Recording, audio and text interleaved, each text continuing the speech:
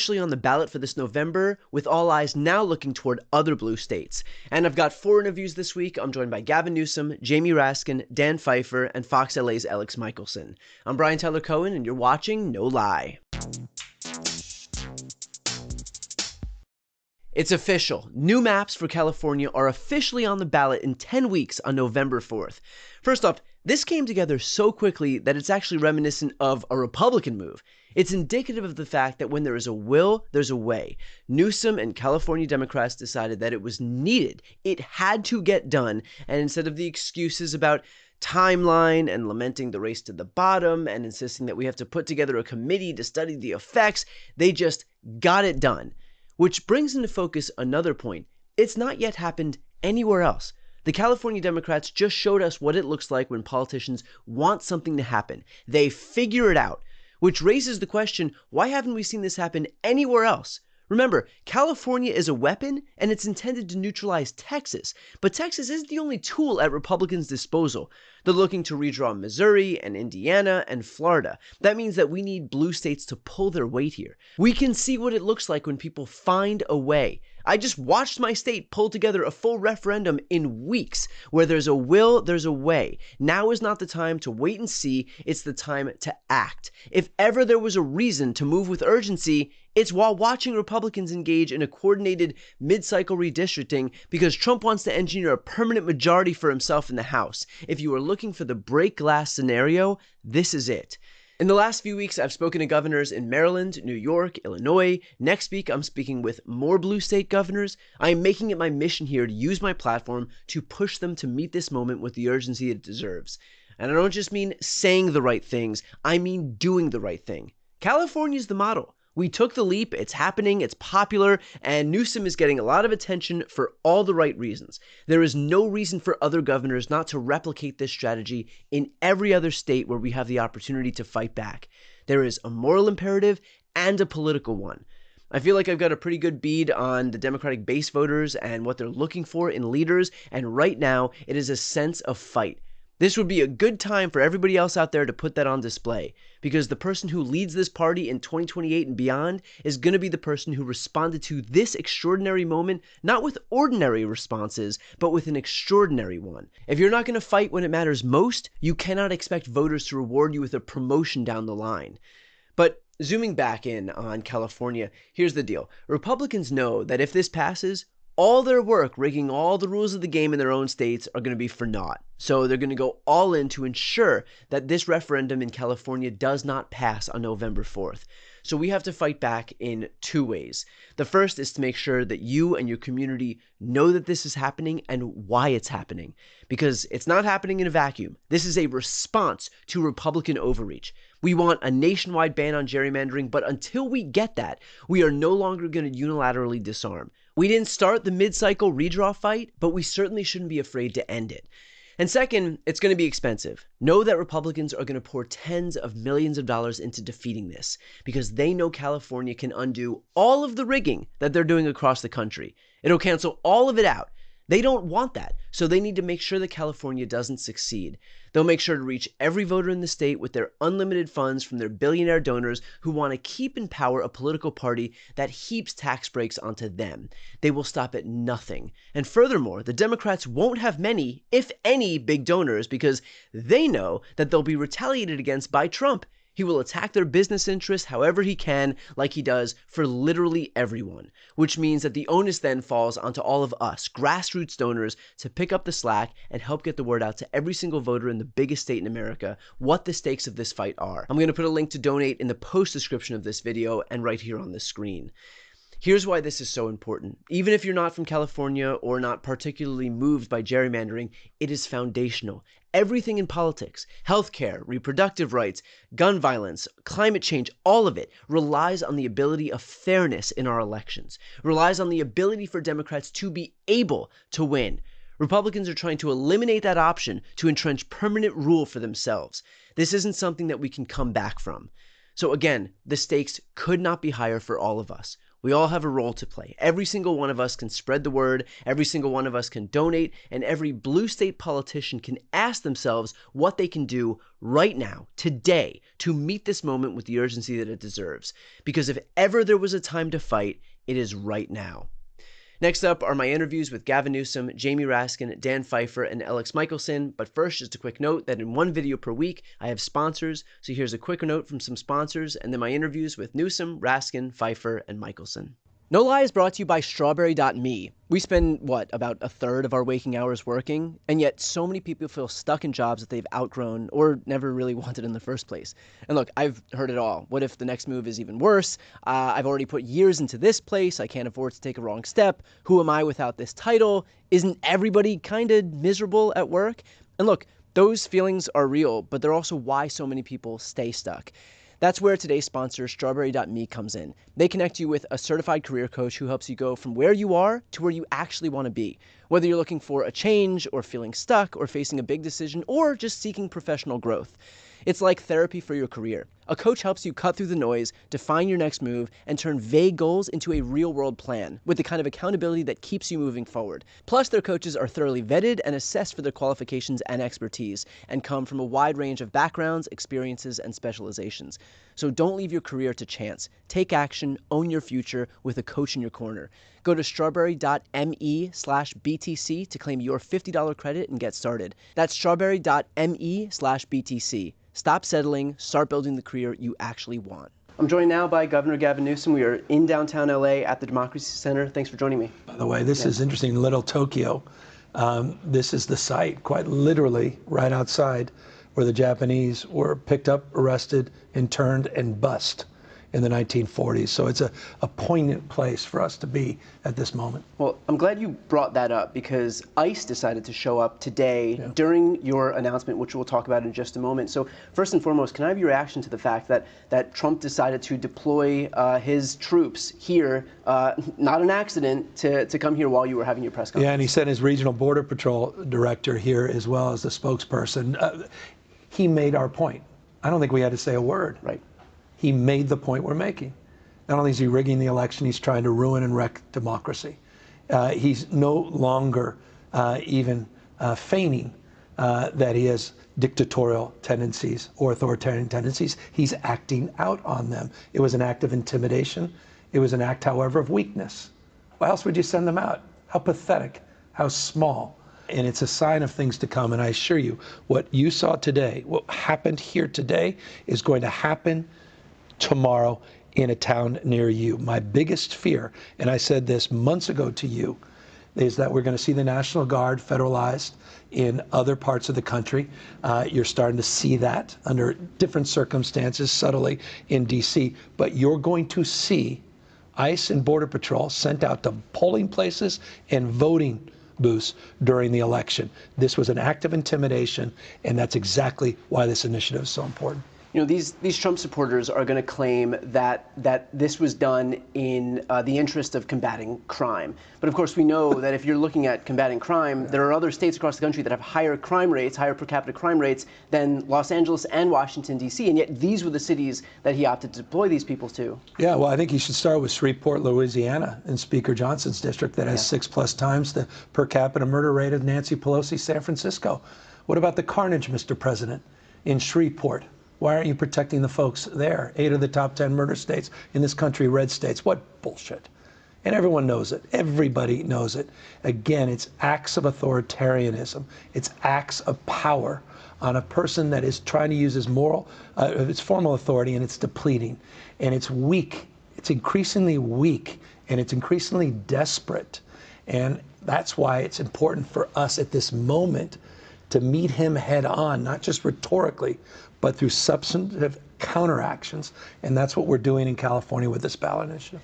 Now, you had brought up a point that I've focused on quite a bit, which is the idea that he is laying the predicate now, basically normalizing us to this idea that he's going to be able to deploy the troops. Can you talk about what that may look like as we head closer to 2026?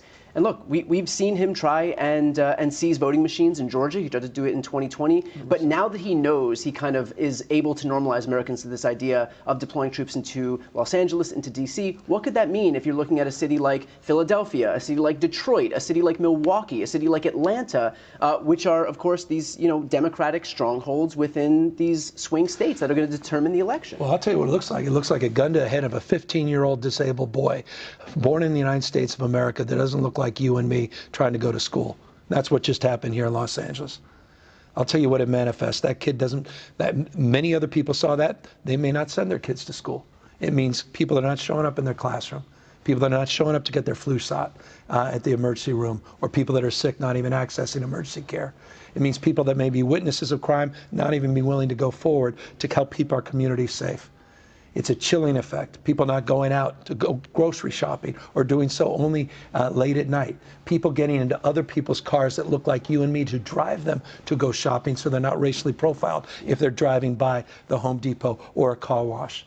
And it will happen in more insidious ways if it happens during the election. And that's exactly what this is about. It's about clearing the streets. It's about creating panic. People are not going to sit there in a line where they can't even get water in some states, and they're not going to sit there waiting 2 or 3 hours if ICE or Border Patrol shows up. It's precisely, again, why people need to wake up and disabuse themselves that democracy is going to survive if we do not push back. It won't. It's the rule of dawn, no longer the rule of law. And people need to understand the lines that are being redrawn in Texas are not about party, they're about power. And you've got to meet fire with fire, and power needs to be asserted in blue states, not just red states. Our state of mind has to be more firm, more resolved, and more aggressive. So let's use that to jump into what you spoke about today. Can you give a brief overview of your announcement at the press conference? Well, we're moving forward with a special election on November 4th, coinciding with other local municipal elections to neutralize anything that Greg Abbott and Republicans are doing in Texas. They do 5 seats, we do 5 seats.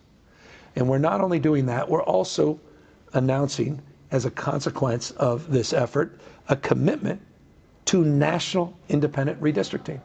Well, that's on the ballot as well. We believe it's the right thing to do.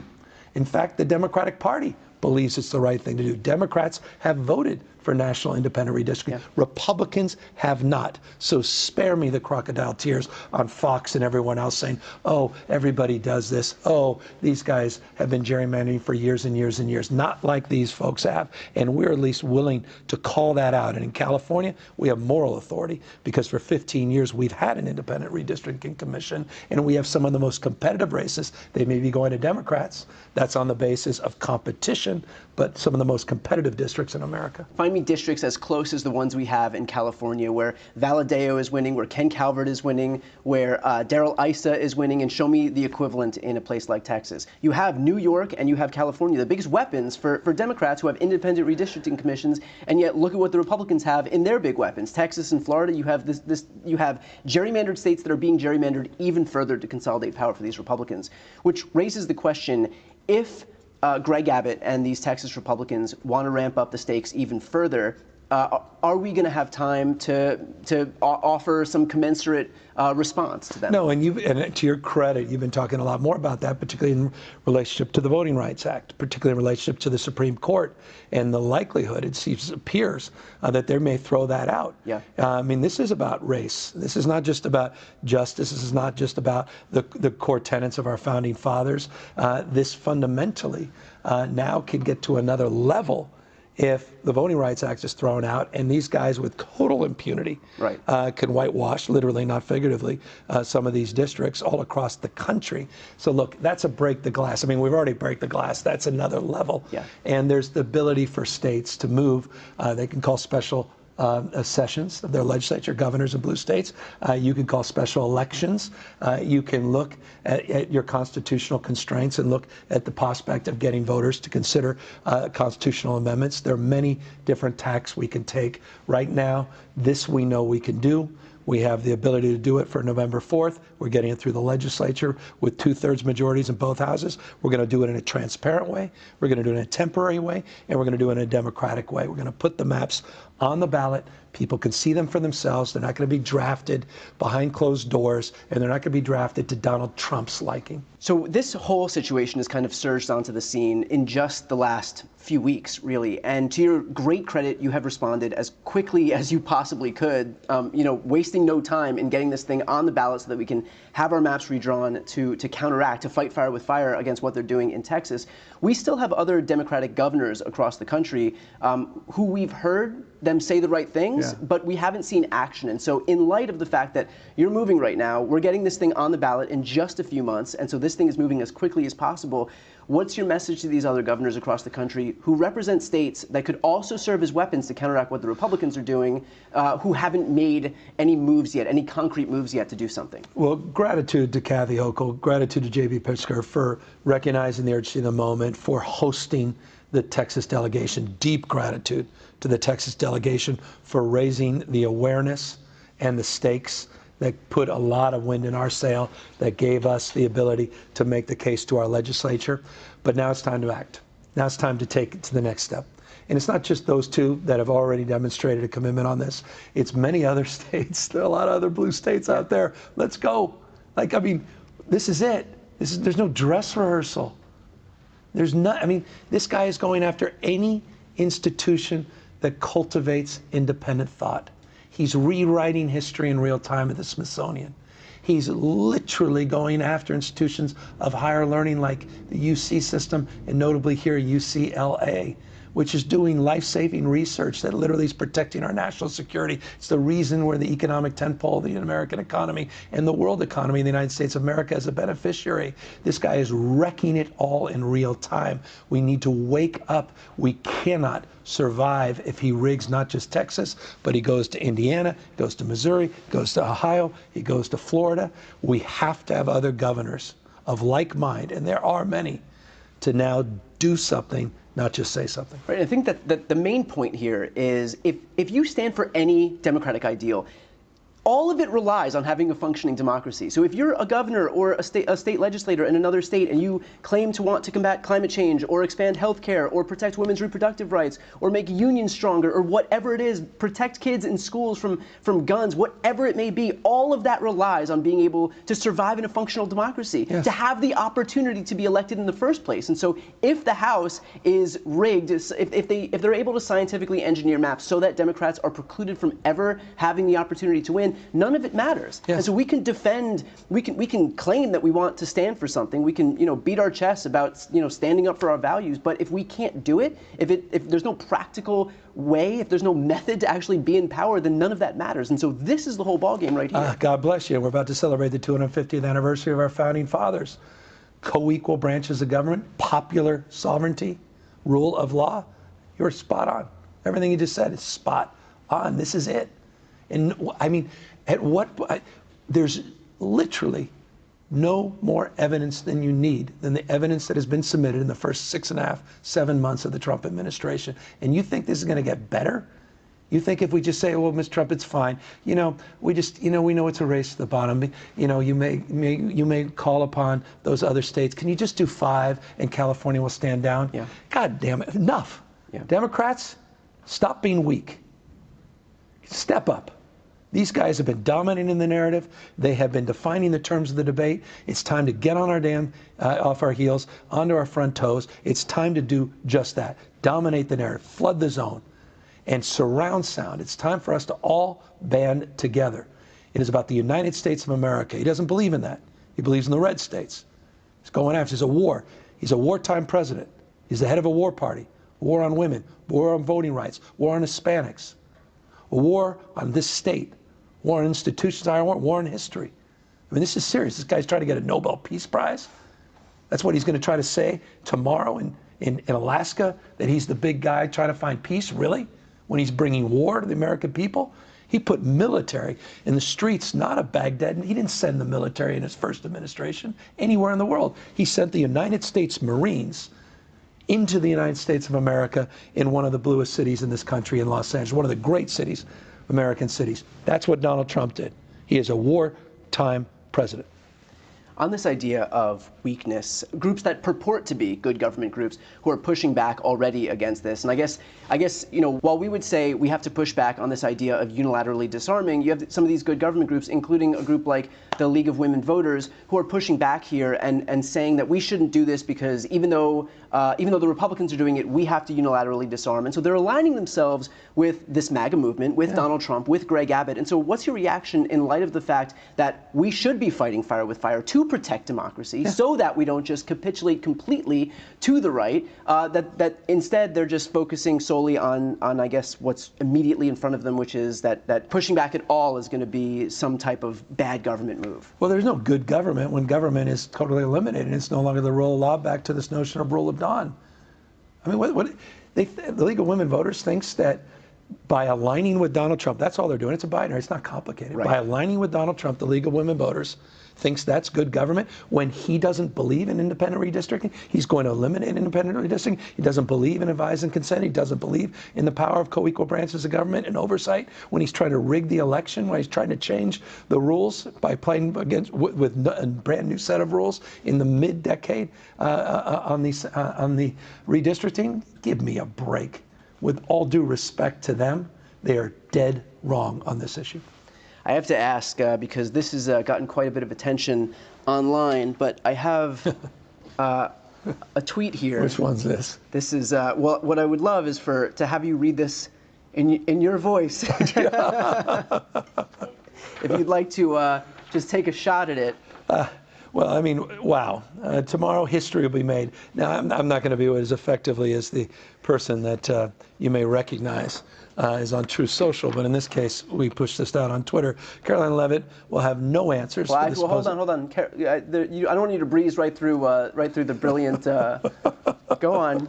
It's not just Caroline Leavitt. Caroline Leavitt. That's right. Of no answers for the supposed fake media about California's beautiful, big, beautiful maps. People are saying that we're the greatest maps. They're just saying this. They are, Brian. People are saying they're greatest maps. Many people have heard them. Ever created. Even better than Christopher Columbus's. Donald the Failure Trump, be warned that tomorrow may be the worst day of your life, all because you missed the deadline. He misses a lot of deadlines. Liberation Day for America, GCN. I should have said thank you for your attention to this matter. So what gave you the idea to, on this idea of fighting fire with fire, to literally adopt his rhetorical genius? Gloves off, man. Just gloves off. It's all on the line. It's it. Like enough. You're wearing a tie. Took my tie off. Take the tie off. That's right. Like it's it. Don't dream of regretting. I said that this is not no do-over. This is it. Wake up to what's going on in this country. And I'll iterate, I'll try anything. That's what that represents. I'm just trying to break through, man. I'm just trying to be accountable, to be able to look at my kids, that, I woulda, coulda, shoulda, know that I did everything I could. And you know what? See what fate brings. But we're going to put everything on the damn line. And that's, why I'm proud of the folks from Texas. And that's why I'm proud of folks showing up at the No Kings rally. People haven't given up yet. Yep. I'm telling you, we can win. We're going to do this. We can win this November. We can win next November.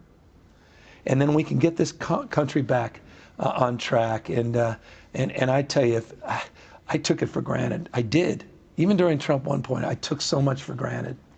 And people ask all the time, well, do you think, authoritarians here? Well, not yet for me. But sure as hell for the people walking on the streets that look different from me. And now I even wonder if you got these big corporate titans that are selling their soul. Yeah. Maybe it's come for them as well. Nationalizing, taking 15% of their profits. There was an announcement today about Intel, about the United States government possibly taking a stake in Intel. And it's ironic that it's happening at the hands of people who vilify Democrats as communists, where you have the government now taking states and private. You're worried about Mandami? Really? Seriously? And you're sitting there condoning this kind of behavior? Crony capitalism? Yeah. Writing big checks, maybe buying crypto? The greatest grift in American history, billions and billions of dollars? This is sick. This is sick. This is sick. This cannot continue. And if institutions like Harvard are going to sell their soul, then we need to do more. And we have to call this out. This is, I don't want to overstate it, but I can't understate how important November 4th is. And that's why I call it Liberation Day here in California. This is it, man. If we roll over, we fail.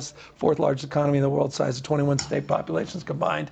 If we can't, in the most un-Trump state, push back, I don't know what's going to happen in three years. This guy will run again. To that point, this is going to be a heavy lift, and we'll finish off with this. This is going to be a heavy lift as we head toward November 4th, and certainly there's going to be opposition. The RNC is going to oppose this, and they're going to put all of their eggs in this basket to fight this in California, because it's going to be easier for them to fight it in one state like California, and an easy scapegoat for them, than it is going to be to fight this thing nationwide. And so what can folks who are watching and listening right now do to help? Because I know this is going to be an expensive lift. This initiative is about giving you power. The power to stop Donald Trump, the power to push back against rigged elections, the power to have a national election that's fair. It's the power to push back. And that power is about showing up. It's about making a contribution. If you can do $3, $5, $10, the cause. There are a lot of folks, I'm just going to level set with you, and I hate to even acknowledge this, that are scared to write a big check because they know that Donald Trump may threaten them. That it's We're virtually counting on you. guaranteed. Yeah. We're counting on you. We the people. We exist by the consent of the people. This is it. This is it. So we need people, to the extent you can, to contribute, let folks know what's at stake. This is not about California's 5 seats. This is about representation across this country. And things that you see on your TV that are happening here in LA, again, I cannot impress upon you more, are previews of things to come in your backyard unless we stand up and push back. Well, look, this is the entire ball game right here, and these next few months are going to be absolutely pivotal. So for everybody watching and listening, if you can contribute, help get the word out, that's going to be crucial here. So I'm going to put the link right here on the screen. I'm going to put it in the post description of this video. If you're listening on the podcast, it'll be in the show notes. If you have anything to contribute, it'll help get the word out to as many people as possible, because to the governor's point, this is the whole ball game here. And these next couple of months are going to be crucial in terms of what happens, not just in California over the next year, but also in terms of this country in the next few years. So with that said, Gov, thanks so much for the time. I appreciate it. Great to be with you. Thank you, buddy. I'm joined now by Congressman Jamie Raskin. Congressman, thanks for joining me. Psyched to be with you, Brian. So you've stepped into the fray along with some other colleagues on the House Oversight Committee, Jasmine Crockett, Greg Casar, Robert Garcia, to push back against what these Texas Republicans are doing by virtue of trying to get the FBI involved in retrieving these Democrats who fled to Illinois and California to break quorum. Can you give a little bit of insight into what you're looking to find out from Kash Patel and Pam Bondi here? Well, this is not the first time that Republicans have actually tried to get the FBI and other federal agents involved in hounding and harassing Democrats from the Texas state legislature who are trying to break quorum in order to prevent a complete demolition of people's voting rights. And here, of course, in the wake of their throwing 17 million people off of Medicaid, Donald Trump's solution was to say, we're going to basically squeeze 5 more U.S. House seats out of Texas. And the way they're going to do that is to have a mid-decade redistricting. So with the mid-decade redistricting, they could, destroy a whole bunch of House seats of our colleagues like Julie Johnson and Lloyd Doggett, Greg Casar, Al Green, Henry Cuellar. And so they're targeting Democrats. And so the state legislative Democrats have said, no way, we're not going to participate in that. We're not showing up for an extraordinary mid-decade demolition of people's voting rights, and they left the state. So now they're saying, the Republicans are saying, well, we're going to declare their seats vacant, and in the meantime, we're going to get the FBI to hunt them down. One problem with that is that they're not violating or even accused of violating any federal statute. There's no federal law against leaving your state. On the contrary, the Constitution gives you the right to leave your state. Yeah. So there's no federal offense they're being accused of. And President Trump wants to use the FBI like his own personal national security private police force to do whatever he wants for political reasons. So is there any steps that Congress would be able to take to prevent the abuse of the FBI? Look, Trump doesn't care, and he's going to want to send them in because he views them, again, as his personal police force. And so is there anything that you can do to prevent that abuse from happening before he actually does it? So with, Congressman Garcia, who's now the ranking member of the Oversight Committee, which was my old position. I'm now on the Judiciary Committee. We together have said that this is totally out of bounds and off limits to the FBI. And we demanded from Pam Bondi and from Kash Patel a complete accounting of what's going on there, because you've got Republican senators who are simply stating as a fact that the FBI is involved in this. We don't know whether they're not telling the truth or whether they're telling the truth, but they're not coming clean on it. But in any event, we want to know, and we want to use our oversight power over the Department of Justice to find out what's happening. Can you speak about the fact that they are trying to present this, and you alluded to this before, they are trying to present this as some crime being committed by the Texas Democrats, but in fact, quorum breaking is a tool that's been upheld by the Texas Supreme Court, and it's a tool that's been used throughout American history as early as the 1800s. I mean, Abraham Lincoln jumped out of a window in the Illinois State House to break quorum because he didn't agree with something that they were trying to pass. And so this is in our over 200-year history, this has been used several times as a political tool to achieve a political end. Well, it's obviously a legitimate parliamentary procedure. It's also plainly not a federal offense. There's no federal crime of crossing state lines for the purposes of evading a quorum or denying a quorum. On the contrary, as you say, it's a time-hallowed political maneuver. In any event, if it were to be a federal crime, Congress would have to adopt it, would have to be signed into law by the president, and there is no federal offense. Therefore, the FBI should get back to work on child sex trafficking, for example, or anti-terrorism efforts. It should not be working on chasing down Democrats just because the president wants them to. So I want to switch gears here now to Trump's ending home rule in Washington, D.C. Can you talk a little bit about the procedure of what he's able to do? There's a 48-hour rule that he's in the midst of right now, and that could be extended only if Congress votes to extend it. So what are the rules here in terms of Congress being able to extend Trump's suspension of home rule in D.C.? Well, in 1973, Congress gave modified home rule to the District of Columbia, meaning there's a mayor, there's a city council, there's a school board, there's self-government there. Congress always has residual authority to step in the way a state would have the authority to step in for a particular city or a county under it. But basically, there's a home rule government. There's a provision in that home rule charter which says that in the event of a federal emergency, the president can take over the DC police force. And so without specifying what the emergency is, Donald Trump has declared that there is an emergency and has said he's taking over the DC police force. The mayor didn't ask for it. The DC council didn't ask for it. Crime is at a 30-year low in the District of Columbia. Congress did not ask for it.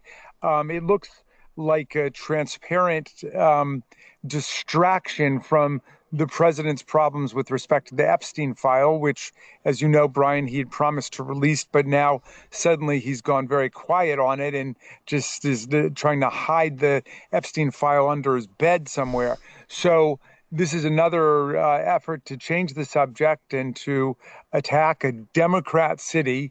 He's talking about graffiti and too many homeless people and so on. And if anybody wanted Donald Trump to be the mayor of their city, they would have elected him mayor of the city. But he's invoking this provision. After 48 hours, Congress has the power to declare that there's not an emergency. And I am going to be introducing a joint resolution, a motion to declare that there is no emergency in D.C. Hopefully we get some Republicans to join us. If not, it will last only for the 1 month period, at which point it expires unless Congress decides to reauthorize emergency powers in the District of Columbia. But, I've been thinking ever since this started, Brian, we know what an emergency looks like in D.C. because we had one 4.5 years ago on January 6, 2021, when Trump unleashed terrible mob violence against the police force of the District of Columbia, the Capitol Police, the Congress, the Vice President of the United States, and refused to do what he's doing right now, which is to activate the National Guard. So he's not.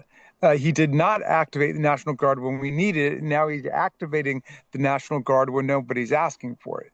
If Congress wants to authorize this thing, does it take a simple majority, or will it take 60 senators like when you're passing any actual law? It would take an actual majority just to pass a statutory emergency for DC and to invoke emergency powers. But with the procedures of the Senate, it would effectively take 60 senators in order to determine that. So in theory, they're likely not going to get 60 senators unless there's a bunch of defections by Democrats. And so does that suggest that we won't even see a first 30-day extension? Well, I guess the ambiguous question is whether he can just keep declaring 30-day emergencies. We would say, of course, no, that defeats the whole idea of it just being for 30 days and then turning it over to Congress to decide. But as with everything else, Donald Trump's attention span is like 3 minutes. And so he'll be off to Greenland or Panama or Canada or tariffs or something in that time in any event. I mean, nobody believes that he's really committed to public safety in D.C. If he were, he would not have pardoned 1,600 insurrectionists and violent cop beaters without talking to the police in D.C. or the mayor or the D.C. council. He would not have sacked dozens of the most experienced criminal prosecutors at the U.S. Attorney's Office in D.C. Simply because they had participated in the January 6th prosecutions, and they would not have impounded essentially $1 billion of locally raised revenue that the people of D.C. want to be able to spend on criminal justice and law enforcement and public education and so on. So nobody takes that seriously. This is just, more theatrics and fireworks from him. Can you speak about the danger, though, of kind of normalizing Americans to this idea that the American military is going to be walking the streets of their cities in anticipation of what he may try to do as we head toward 2026? Because we've already seen from Trump himself, so this isn't even just theoretical, we have seen Trump try to seize voting machines in an election. And of course, there were folks like Bill Barr who were in place, not exactly some raging Democrat, but Bill Barr in place saying that his claims of a stolen election were bullshit. Bill Barr is now replaced with Pam Bondi, who's perfectly content to toe the line, whatever Donald Trump puts forward. And so, this idea that now there's no opposition to him from the DOJ, and if he has boots on the ground in the form of these troops, these National Guardsmen, what can that mean as we head toward 2026? Well, you're totally right that this is a destruction of a lot of traditional boundaries and constitutional boundaries. One is the boundary between the actual obligations and the duties of the military and regular police law enforcement. The Posse Comitatus Act has banned for most of American history the military being used for law enforcement purposes. And Donald Trump is talking about how the graffiti in the District of Columbia is out of control and the homeless people are out of control. And that's why he wants to put 800 National Guardsmen on the streets of Washington, D.C. Well, that's obviously a destruction of a basic concept that we've had, that you don't use the military for purposes of law enforcement, just like it's not up to the president to be suspending habeas corpus. That would be the role of Congress to do that. And yet Donald Trump is now trying to condition the country to get ready for what's happening in D.C. to happen all over the country. He's mentioned Baltimore, he's mentioned Chicago and Detroit and Los Angeles, I think. So he has had different pretexts in different places. We know about the immigration pretext for violating basic constitutional principles like due process. Now we have a law and order pretext in the District of Columbia, despite the fact that crime is at a 30-year low. And one of the greatest spikes, if not the greatest spike in crime in this century, has been when Donald Trump incited a violent insurrection against Congress in the District of Columbia. But in any event, he wants the country to be conditioned to him simply declaring that Democrat-run cities are fair game for him to militarize law enforcement and take over the governance of the city. And it's an outrage, and it's totally outside the bounds of the Constitution. And finally, let's finish off with this. Can you speak on the fact that it was Trump who just deployed the National Guard into Washington, D.C., despite the last few years of him claiming that the only person who has the authority to deploy the National Guard into Washington, D.C., or conversely, to prevent the deployment of the National Guard into Washington, D.C., was Nancy Pelosi or the Speaker of the House. And so, even if we grant him that, okay, Pelosi's not the Speaker of the House, was it Mike Johnson then who deployed the National Guard to Washington, D.C.? And if not, how do you square the fact that he had said it could only be the Speaker for the last several years while trying to defend himself? Right. And that was obviously fraudulent when he first started saying it. But now what we get is this at least indirect confession that he was lying all the time. Of course, the president controls the National Guard for D.C. The president is always in control of the National Guard for D.C. And so by sitting on his hands during the riot he had unleashed, he knew exactly what he was doing. And when he tweeted out, that Vice President Pence did not have the courage to do what needed to be done, he knew that he was further emboldening the mob and not doing anything to stop the mob and to protect his vice president or protect the Congress. And that's why Mike Pence didn't run with him again. Right. It permanently burned bridges there. But this indeed is a very frank acknowledgement that, yeah, he's got power over the National Guard when it comes to Washington, D.C. We'll leave it there. Congressman, thank you so much for the time. Great being with you, Brian. Thanks so much for having me. I'm joined now by the co-host of Pod Save America and the former communications director for Barack Obama, Dan Pfeiffer. Dan, thanks for joining me. Brian, how you doing, buddy? I'm doing okay. So we're in a rare position now where Democrats have actually gone on offense. This thing is moving forward. We have the California map redraw is going to be on the ballot on November 4th. So we're down to the wire here. We've got 10 weeks to make the case to voters. And so first and foremost, from a messaging perspective, knowing that Republicans are going to go all in against this thing, how are you thinking about messaging this? I think this is all about base turnout. It's about getting our voters out. This is going to be a very low turnout election. There are some municipal elections, but this is the only thing on the statewide ballot. So it's all like, this is not about persuading a bunch of swing voters who are already turning out and they're voting on the mayor, the comptroller, and a bunch of other state initiatives. This is just pure, if you care about this, turn out and vote. And so it's really, I think the big thing is it's not about what we say, it's to making sure that people hear and know it's on the ballot. So this is all about grabbing attention over the next 10 weeks. How much of a concern do you think that the quote unquote good government folks, Arnold Schwarzenegger, the League of Women Voters, are going to pose? Kind of, I mean, like when I think about what they're doing in terms of opposing this move, it's kind of like looking at redistricting and gerrymandering in a vacuum, but we can't look at it in a vacuum because we have to look at it in response to what's happening in Texas, Missouri, Indiana, and Florida. But still, that doesn't seem enough to move these people who are only kind of looking at it with blinders on and recognizing what's happening in California. And so how much of an issue do you think that's going to pose? I'm not sure it's going to be a gigantic issue because I find it hard to imagine that those people are going to be able to get people to turn out and vote explicitly just to vote against this. Now, there might be Republicans in the state who are going to turn out and vote for the same reason the Democrats will turn out and vote, which is you care about the outcome and the impact on the national House races. But I'm skeptical that people are going to be like, well, I just, I don't like Trump. I don't like what's happening in Texas, but I'm so upset about the norm breaking that I'm going to turn out and vote in this election that for only this purpose. So I think this, John Favreau and I talked about this on Pod Save America last week. I think this actually models not like a typical ballot initiative in California, but like the abortion constitutional amendment in Ohio and Kentucky and elsewhere that we looked at, where it's the only thing on the ballot. It's the only reason people turn out. And my belief is if we can inform enough people about it, that our side will be much more fired up to do this. How are you thinking about money here? And I ask for two reasons. One, the Republicans are going to look at this and say, all we have to do is defeat this thing in California. We don't have to spend money across the entire country. We just have to beat it in California, and they lose their most potent tool to be able to fight back against this gerrymandering effort. So all of the nation's money on the Republican side can go into the California race.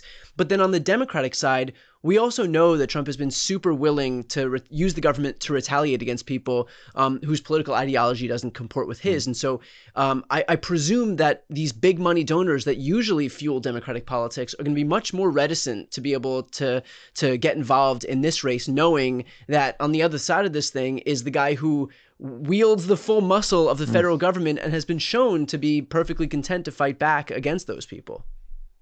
The Democratic Party, the grassroots Democratic Party, has been pretty fired up in 2025. The donor community has been very reticent to invest their money. Some of that is fear about getting on the wrong side of Trump and facing some sort of extraordinary legal scrutiny, or all of a sudden the IRS is in your business, whatever.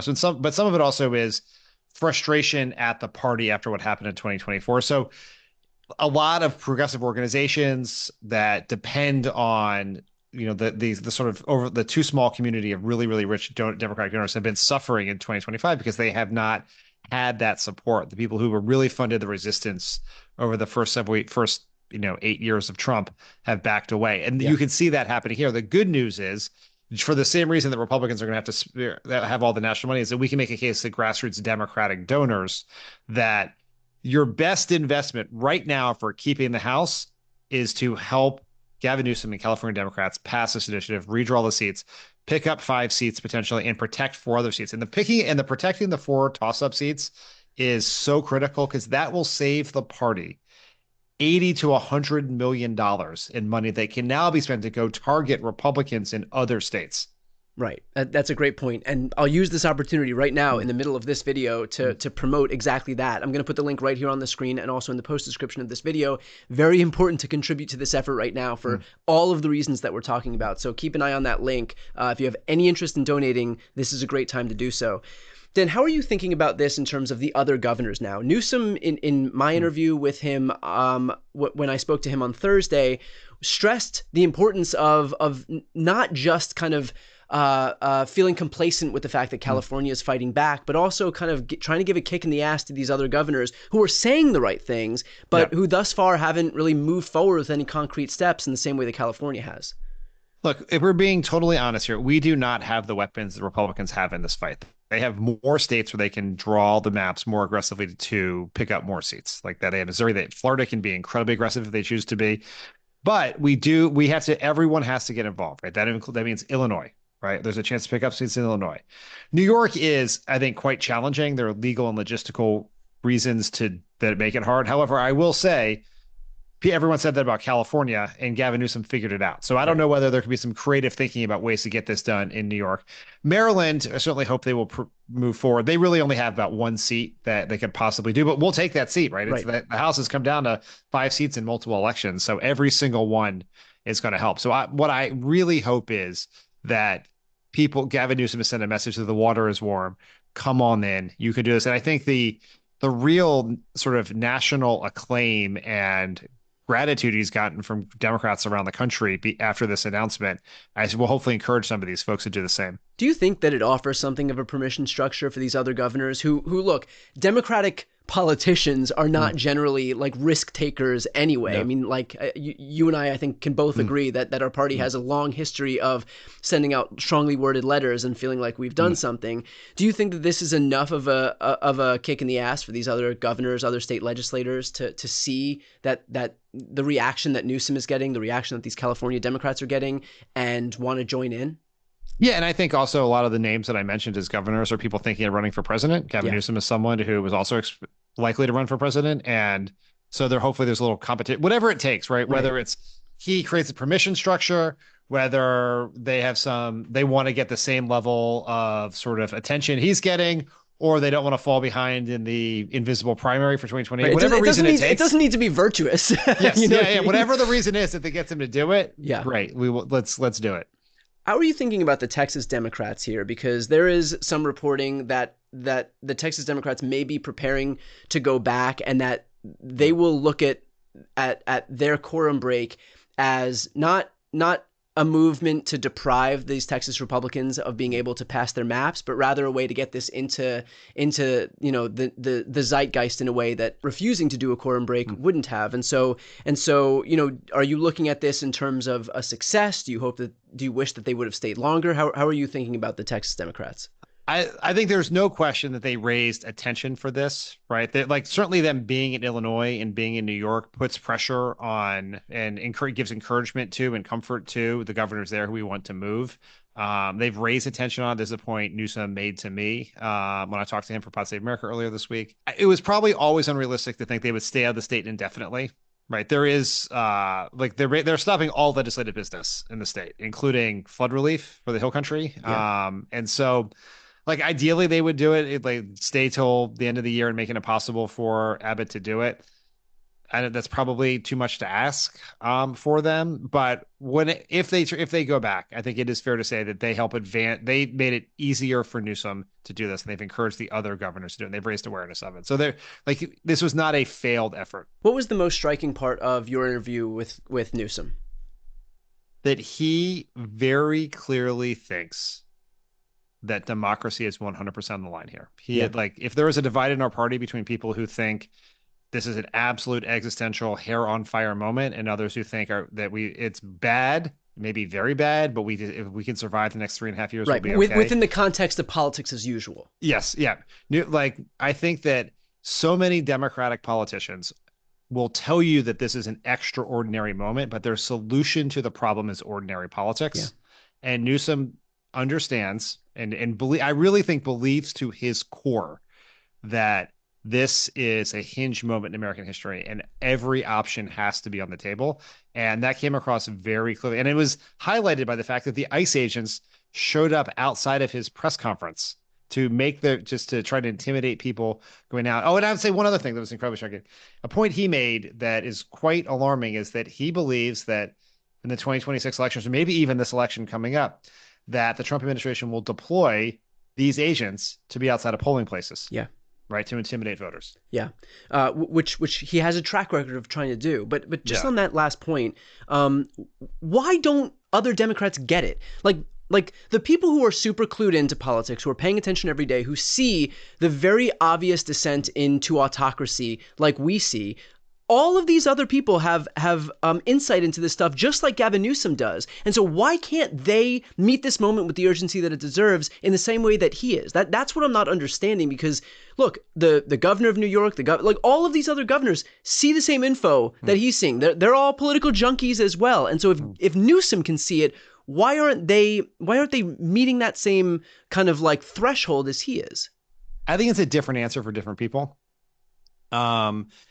I think if we're being as generous as we possibly can, there's the reality of, like, particularly when you get to Democrats in Congress, there's limits to what they can do. Like, what does an extraordinary measure from House Democrats look like? It's Hakeem Jeffries speaking for 7 hours to delay the bill, but ultimately the bill is going to pass. Yeah. Right. So I think that part of it is that we do have and I'm guilty of this, even though I should know better because I worked in the Senate. I've been in Senate leadership. I've been in that White House. I should know all this. We have expectations that are sometimes outsized for what Democrats can actually accomplish. But I think there's also a poverty of imagination where it's just like, no one's ever been here before. They've never done this before. We don't know exactly what to do. Like the idea that a mass strike or trying to put together the largest protest in American history or shutting down the government, which is something Democrats never do, should be on the table. It's just like I think people have struggled to wrap their mind around, even if they intellectually know this is really bad, they just don't have the mental capacity or the toolkit to fathom what the right response is, because we've never been at this point in American history. Yeah, but to that point, I mean, it's time to get creative. It's time to think about whatever we can do in the same way that Republicans have been doing it for the last 10 years to make whatever they want to have happen. Like, they will change the rules as they go. Doesn't matter. They'll see through it to the end. So I think that it would behoove Democrats to start to get creative here. Highly recommend for everybody who's watching right now, if you are not yet subscribed to Pod Save America's YouTube channel, it's completely free to subscribe. I'm going to put the link right here on the screen and also in the post description of this video. Please help us elevate these voices, progressive voices in this progressive media ecosystem. Again, link is right here on the screen and also in the post description of this video. Dan, appreciate your time. Awesome. Thank you, Brian. Great to talk to you. I'm joined now by the anchor at Fox LA, Alex Michelson. Alex, thanks for joining me. Thank you, Brian, on my last day as the Yes, anchor at Fox LA. So that's it's the right. last time I'm going to be introduced as that. That's right. Got you in just under the wire here. Well, I wanted to talk to you in particular because we have a big day for California. And as everybody who listens to this show, watches this show knows, Alex is the guy when it comes to California politics. So we have new maps that have just been revealed that show Democrats shoring up about four endangered Democratic seats, lean Democratic seats, but also flipping about 5 Republican seats. So this may be a 9-seat gain in total. So first and foremost, what's the sense on the Republican side of the aisle in light of what we're seeing right now? Well, Republicans are furious, right? I mean, this is a situation where all these long-term members of Congress are essentially going to most likely lose their jobs. Yeah. So the members that are most at risk of losing their jobs are Ken Calvert, Kevin Kiley, Darrell Issa, David Valadao, most likely to be out of a gig because of this. And so they are angry. Kevin Kiley, who is one of Governor Newsom's strongest opponents every single day, seems to tweet about him every single day, ran against him in the recall. He has put forward a motion in the House to try to say, let's have nobody redistrict. Texas don't do this. California don't do this. Stop. This is a bad idea, as a way to potentially save his own job. But it doesn't seem like Speaker Mike Johnson or the Republicans in the House are interested in doing that. Why? Because Donald Trump's not interested in doing that. He's made a very clear directive that he thinks that he deserves, or in his words, entitled to 5 Republican seats in Texas. And so Governor Newsom is saying, okay, well, if you're going to do that, we're going to take 5 Republican seats out of California to, in Governor Newsom's words, neuter what's happening in Texas. But isn't this just dripping in bad faith that suddenly, only when these California representatives, these Republicans from California, face their own districts being redrawn, are they protesting what's happening? I mean, really, this wouldn't happen if it wasn't for Donald Trump and Greg Abbott listening to Donald Trump. So isn't it in really bad faith that suddenly they're mad at California for redrawing these maps when this was all launched just a few weeks earlier by people from their own party? Well, I was at this press conference yesterday with Governor Newsom and with several different members of the Democratic Congressional Caucus, and I asked them about that. And then member after member stepped up to make that very point. Sidney Comlager-Dove, the Democrat from Culver City, said, "Stop crying crocodile tears, Kevin Kiley. Where have you been on this issue all along? Where were you when the John Lewis Voting Rights Act was up? Why didn't you vote for that?" Basically saying that they don't buy that he's all of a sudden interested in this issue because it hurts him publicly. Maxine Waters, a Democratic congresswoman, stepped up and said, look, we're going to take Texas's playbook and throw it right back at them. We're going to fight on this. Adam Schiff telling me, don't poke the bear, Texas. Don't mess with California. So it is interesting. And you were out there as well. I was out there yesterday, and we've seen a real unified Democratic apparatus in California. And the governor seems to have brought together every sort of special interest group in California that matters in California politics. So who are the most powerful players in California politics? The teachers union, the SEIU union, the IBEW, all of these forces that help fund campaigns, all of them were part of Governor Newsom's launch, all of them speaking at Governor Newsom's launch. You had local members, you had, you had the congressional members, you had the senators, you had members of the Assembly, members of the state Senate, all of them behind it. And California has a 2/3 supermajority in both the Assembly and the Senate. I talked to the leaders of both of those chambers. They say they have the votes. This thing's going to happen, and it has to happen by next Friday. Alex, are Republicans right now, not just in California, but nationwide, given this development, are they on their heels by virtue of what's happening in California? Well, maybe, maybe not. And this is something that I talked about with Governor Newsom. I'm sure it's something that you talked about with him as well. Because, look, there are more Republican states that you could gerrymander than Democratic states. And so even if Texas goes forward with this and California goes forward with their plan to, in the governor's words, neuter them, what happens if Florida gerrymanders more? What happens if Missouri? What happens if some of these other states jump on this train? And then Democrats would be potentially on the defensive. Yeah. So, this thing escalating may not be good for the Democratic Party. Do you sense that there's a sea change happening right now in terms of Democrats taking Newsom's lead and actually fighting fire with fire? And I ask that as a longtime Democrat who has watched this party fail to meet the moment with the urgency that it deserves on numerous occasions. Like, we watch Republicans screw over Democrats over and over and over and over. And over and over and over, and nothing ever seems to change. We just continue to be the party of strongly worded letters until this very moment where we actually have some forward-leaning action against the Republicans. So do you think that there is some sense of a sea change among what's needed for Democrats to succeed in this new environment?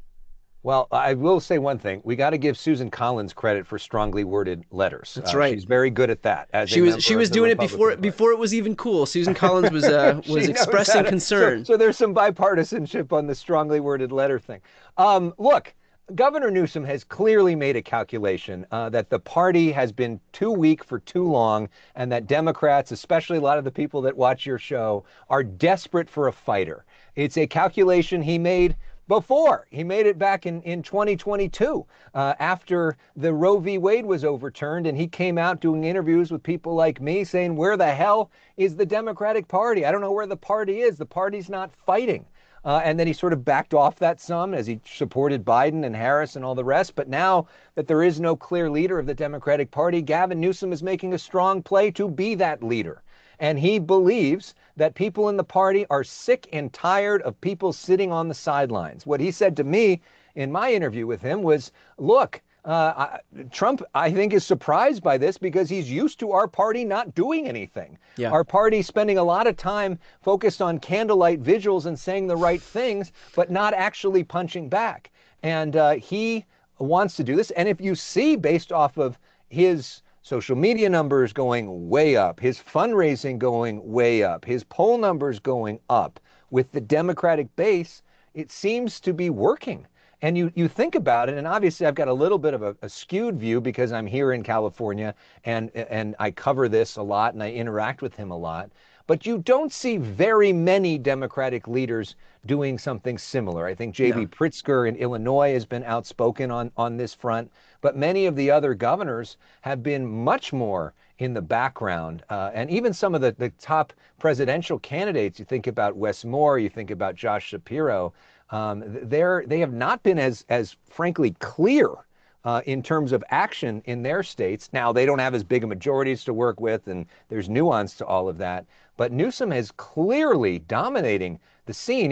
His speech yesterday, not only streamed live by you and our friends at Midas Touch and all over the internet, but was carried live by CNN, MSNBC, and Fox News Channel all at the same time. Yeah. It was the lead story on all of the cable networks. And so he has emerged as the leader of the party on this issue, the biggest state in the union, the biggest state with an ability to redistrict, and I think it's very helpful for him politically. Well, he's also been able to do something that you really can't fake, and that's to garner media attention. I mean, there are a lot of Democrats who try to get themselves out there, and they just can't get it. I mean, they just don't have it, right? Like the X factor, the same way that Donald Trump can open his mouth and people turn and listen. Gavin Newsom is very much able to do the same thing right now. And it's going to be it's going to make for an interesting dynamic as we head toward, obviously 2026, but then later in 2028, because being able to dominate in this media environment and in these news cycles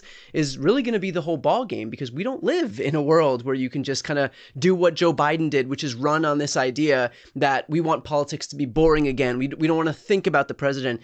As much as Democrats want to yearn for that world is behind us. And so now you either have to adapt or die, basically. And Newsom is showing that he can adapt. And look at what he did, just this week. So he makes that announcement. He sits down with me. He sits down with you. He sits down with Midas Touch and Pod Save America and Heather Cox Richardson. His speech is broadcast live on all the cable networks. It was the lead story on almost all of the local networks that I saw here.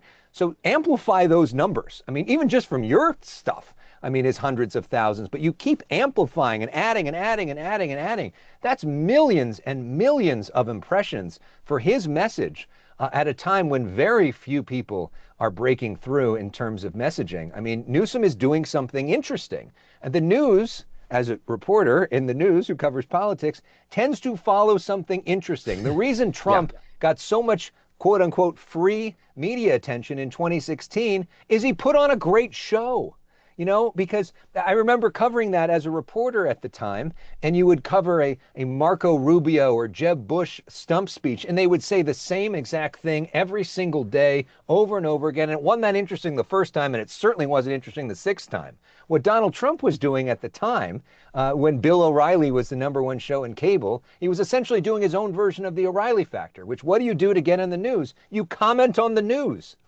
You get involved in the news cycle. You put yourself in it. And Newsom has learned that from Trump, to be a part of all of the biggest stories and get yourself included in the conversation, which is what he's doing. Now, it runs the risk of potential overexposure, and it also runs a risk with he's doing this. Like, if the Democrats lose this race in California for this redistricting thing, like, that's a huge egg on his face. So he's got to win this thing. It's not 100% clear that he's going to. And when you become the face of something and it fails, it can be really problematic. So we'll see. There's going to be hundreds of millions of dollars spent on this campaign in the coming months. And I think the whole country is going to be focused on what happens in California. Well, to that point, you know, and this is coming from me, not from you, but for folks who are looking to donate to this effort, I'm going to put the link on the screen and also in the post description. If you're listening on the podcast, I'll put it in the show notes. It's going to take a lot of money to counteract what Republicans are doing in this broader effort to push forward this redistricting. So if you're looking to contribute and help a worthy cause, and there is no cause more worthy than this, please contribute what you can. And to that point, one of the things that I was most struck with and that I learned from my interview with Governor Newsom this week, I asked him, because I am ending at Fox 11, I've interviewed him more than anybody in the state. It was our final interview for my show, The Issue Is. After 7.5 years of literally dozens and dozens of interviews, I said, how have you changed over the years? And he said that the recall attempt in 2021 changed him, and he's a completely different person now. And what he learned in that moment is that all politics isn't local like he thought. At this moment, in his words, all politics is national. And he sees that there's these national forces that are getting involved in funding these battles, even at the local level, and trying to get their way. And so this redistricting thing, even though it's in California, is very much a national fight with the national interests, and a whole lot of national money is going to be coming in, especially on the Republican side. And I'm not making a pitch one way or another because I'm not allowed to. But if you're particularly interested one way or another, it may be worth sending some money. Yeah, I mean, look, I'm making the pitch. I'm allowed to, and so highly recommend. I mean, look, if your issue is climate change, healthcare, reproductive rights, gun violence, whatever it may be, all of that depends on having a government where Democrats are allowed to participate, where we're allowed to function, where the maps are not scientifically engineered so that Democrats can't win, and that's what Republicans are moving toward right now. So regardless of what your pet political issue is, it all relies on having a House that Democrats are able to win, and so that's why it's so important that Democrats fight back here, fight fire with fire, and actually make sure that we can neuter what Republicans are doing in Texas and what they very well may be doing in Missouri, Indiana, and Florida. So again, I'm going to put the link on the screen and in the post description of this video. Alex, you did mention that you have interviewed Gavin Newsom more than any other California reporter, and so you spoke to Newsom about how he changed since the recall to right now. But what have you seen in over the years in terms of interviewing him and what you've seen from the beginning up until right now? And how he's changed? Yes. I think he has a totally different perception of how media works and how to communicate to people. I thought him admitting that all politics is national is really interesting. Obviously, He's become more focused on the national scene after he won his elections in California, and clearly is at least considering running for president. And so he's changed. But he's very focused in the digital space in a way that very few politicians are.